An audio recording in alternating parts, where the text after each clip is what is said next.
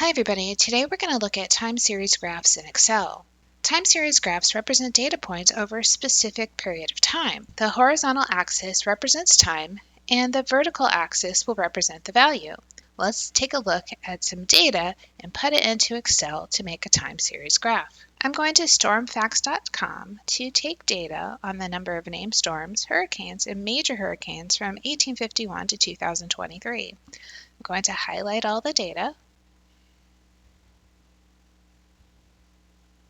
copy it, and then in Excel, I'm hitting Control V to paste the data. This is a lot of data, so let's reduce down what we have. Instead of doing all named storms, hurricane, and major hurricanes, let's just look at hurricanes. I can delete the column for named storms, I can delete the column for major hurricanes, and then extend the column for hurricanes. Also, 1851 to 2023 is a lot of years, so let's reduce that down to the years 2000 to 2023. I'm going to highlight the years that I don't want to use and then delete them. Now I'm going to highlight the data for my graph, hit Insert, and go to Recommended Charts. Excel recommends that we display the data in a line graph. A line graph is the same thing as a time series chart because it is tracking the data over time. You can select to either use a line chart without points shown on the graph, or you can pick specific points on the graph if you like the way that looks better. Let's add a few details to our graph. I'm going to start with the title. Instead of calling it hurricanes, I want to say the number of hurricanes from 2000 to 2023. I also want to change the horizontal axis.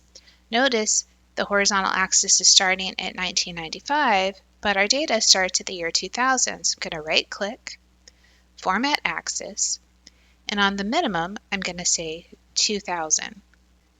We could also change the maximum to 2023 if we want to stay just to the years that we're looking at. We could also change the units on the axis to go by 1 if we want to see individual years. The line graph shows us that the number of hurricanes has gone up and down over the years 2000 to 2023. Let's also add axis titles. I'm going to click on the graph, push the plus sign, click axis titles.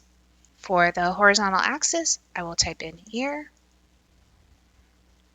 For the vertical axis, I'm going to type number of hurricanes. Let's do one more example. Say we are trying to track the number of books we read over a year. So we could go back by month and say how many books we read in each particular month.